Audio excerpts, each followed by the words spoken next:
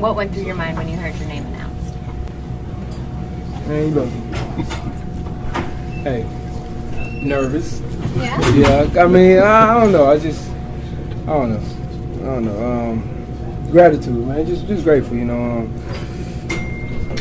I dedicate my life to the game, and just appreciative. Yeah, and that's kind of what I want to do, you know, because it was guys that, you know, inspired me without them even knowing, you know, over the years. So, I mean, it'll be cool if I can, you know, inspire other players or they can look to me to improve themselves. Who are some of those guys who have inspired you? A bunch of different guys, you know, last couple of years, you know, KG and Paul. When I was in Dallas, you know, Dirk, watching them work. A bunch of different guys, you know. I'm like a sponge. I'm always, you know, trying to learn and trying to get better. Last part of the Garden Report for the 13-14 regular season. It is our usual award show, but with a long-term twist on it. Of the year.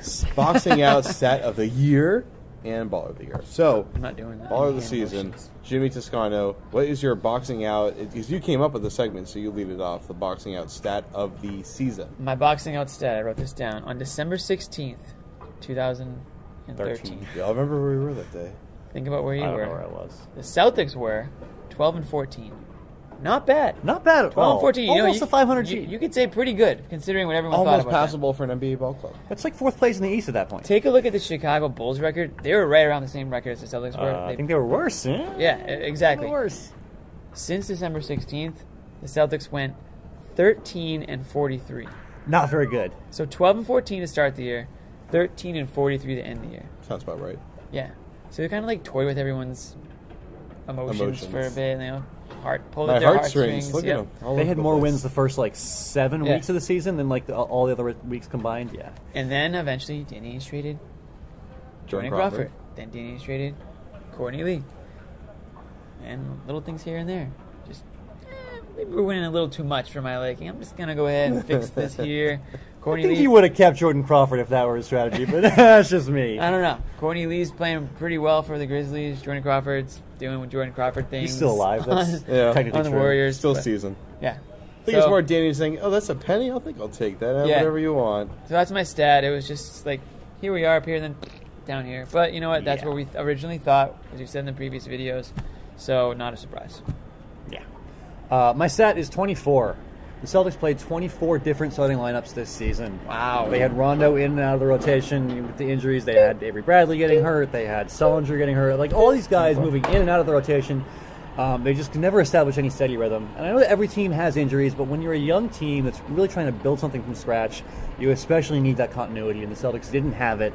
I mean, I think that's one reason for the struggles this season. They could just never get one steady group and stick with it. Credit to Jeff Green and Brandon Bass, who both played all 82 games, but credit Jeff Green for something.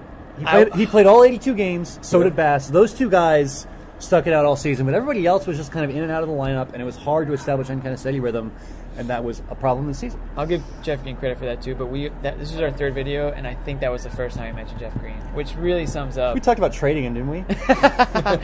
Yeah, we talked about technically trading everybody, so by default we did mention him, but I just think that really sums up his season. But anyway. That was such an unnecessary cheap shot, but okay. So my stat is... What's your stat, I can't get over that it took us 3 videos to talk about Jeff Green. I know, he's a leading scorer on the team. I'm over that. He is, but... Is that forgettable? Well, you know what? Jeff Green had a 39-point game, a 39-point game, and a 36-point game. Yeah. The top 3 scoring games for the Celtics. What was the record in those games? He also had a 0-point game. Exactly. You know what I mean? It's so weird because there's no way to get a handle on what Jeff Green is, and that's fine. I mean, there's some players that are just like that. On it. Well, he's just a mediocre very player. What's the big deal? Exactly. Well, Baxter Holmes wrote a good article on him. I don't know if you guys read it, but Jeff Green basically said in it like, he realized that he can't do it himself, and it's true. You know, the way the teams defend the Celtics when he's out there, you know, they easily take him out of the place. And the way that he doesn't defend anybody. He used his left hand tonight. Cheap shots. No. Sorry. Yeah. So just going back to the 82 games thing, the last player to do that for the Celtics to play all 82 games was Rafe LaFrentz. Wow. Yeah, I heard about that. Yeah. That was a good stat. Yeah, for me. Yeah, just now. And and earlier tonight. But so For me, my stat, though, is the 2 9-game losing streaks. It kind of ties into what you guys were talking about, but Two we have different two different 9-game losing streaks, and there's a 6-game losing streak. If you didn't know that. That was the best part. It was just like one win bookending the whole thing. It was a disaster. They had a streak where they lost. Was it like 2-18 over a 20-game stretch? Yeah. I mean, there were just It's rough. It's They were amazing blowing that they games held up. there, yeah. It was amazing that they held up and finished the season strong, with air quotes. I don't think they finished the season very strong. They at all. won 2 games. They won 2 games and this week. I guess the standards were so low at that Right. point that was finishing the season They strong. beat the Bobcats and the Cavaliers, right? And half their team wasn't even active. And just another fun stat here. There were 3 20-rebound games involving the Celtics. 1 was Jared Sullinger, and then 2 were Andre Drummond. So in all Involving the 20 the Celtics. and Yeah, there's I was gonna 82 say games 3. that the Celtics had a chance to do that, and 2 of them were Andre Drummond. So props to Andre Drummond and unprops Drummond's a to beast. the Celtics. He's Yeah. pretty good. He's an absolute beast. All right, so we got Broke records for We got a offensive couple minutes rebounds. left. Let's do our ballers of the season. Evan, let's start with you. I got to go Jared Sullinger. I mean, he is one of the most promising players we've seen in Boston in a while. I mean, he's a homegrown talent who has really blossomed in his second season. Like we were saying in the first video, we didn't know what to expect from him. He was, injured for a lot of last season. His conditioning was a little questionable, and he came in. We didn't know what would happen. He's at this massive logjam of power forwards in the rotation. He emerged as clearly the best big man on this team. He is one of the major building blocks of the future, along with Rondo. He is a big part of what they have planned for the future seasons, either as a cornerstone guy or a trade piece for a guy like Kevin Love. He is one way or another a big part of the Celtics' future. So, props to him. I co-sign with what you said for all those reasons, and I just want to add, I just think his attitude. Yeah, just. Thank you, sir. I just think his attitude off the court, the way he was raised by his family, I think his dad's a big part of who he is. His coach in high school. Yeah, his coach in high school. I mean, his dad comes to these games. Gets on his ass His all the dad's time. on Twitter tweeting about like what he's seeing out there. I just think like to have that, fatherly presence and constantly in your ear pushing you to be better, and Sullinger's brothers do the same thing. I just think he's a guy that like. So certain guys are like quote unquote winners, and I don't know if that's cliche, but he just seems like a guy that like won't settle for mediocrity, and that's a good thing. And I think you can build around guys like that. So that's why I agree with you. For the sake of discussion, I'm gonna say Rondo because he is. The Celtics still go. We've been saying that they go when Rondo goes. They go, the way he goes, and they didn't go very well this year. He didn't have a great year, but that was expected. But he had a great year. He had a good year. Based on what we had expected. I think he met expectations. I don't think he exceeded anybody's wildest expectations. I don't think he was below anyone's expectations. I mean, he came back. We talked about he was healthy, no major injuries, put up, roughly 12 and 10, 12 points, 10 assists, 5.5 rebounds. So, and, no issues really. I mean, birthday gate aside, I thought that he Almost forgot about that, yeah. I did forget about that.